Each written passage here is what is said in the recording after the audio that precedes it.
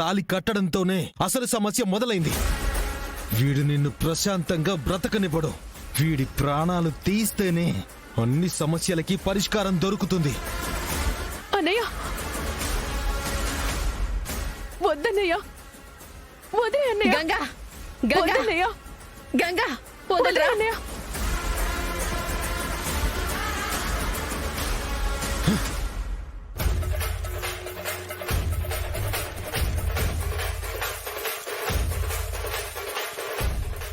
ఎలా మాట్లాడుతున్నాడో చూసావా అత్తయ్య?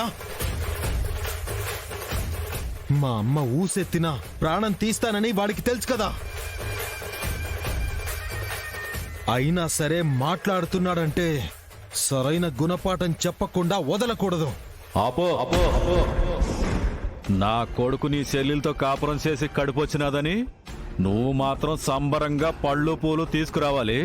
నా కూతురు శివపార్వతి మాత్రం నీతో సంసారం చేయకుండా సన్నాసిలాగా ఉండిపోవాలా? నీకొక న్యాయం, మాకొక న్యాయమా?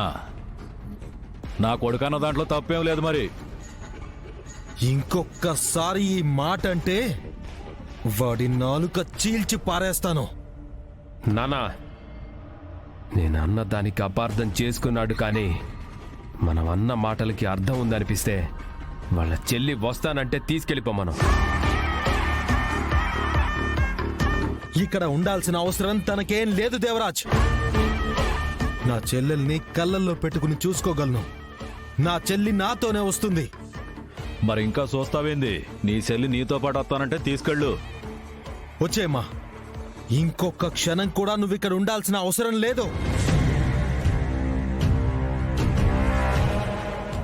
వచ్చేయ్.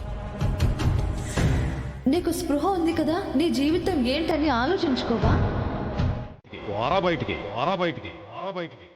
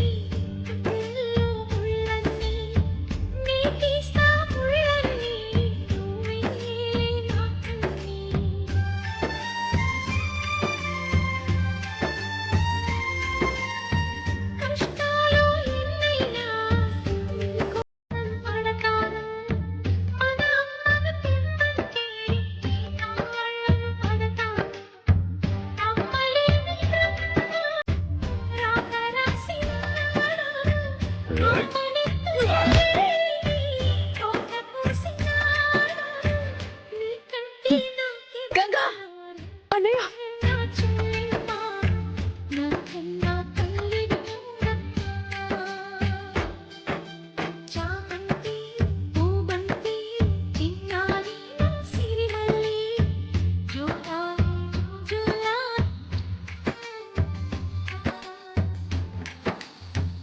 ఏంట్రా, వాడు నన్ను చంపడానికి నా గొంతు మీద గాజు మొక్క పెట్టినప్పుడు ఆపలేదు, కానీ వాడు పడబోతుంటే అడ్డుపడుతున్నావా?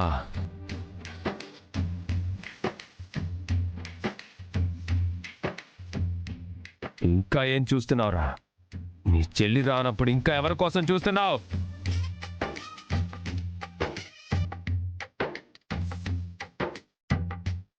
ఆడెళ్ళమంటే వెళ్ళడం కూడా మెడ పట్టుకుని నువ్వే గంటాయి.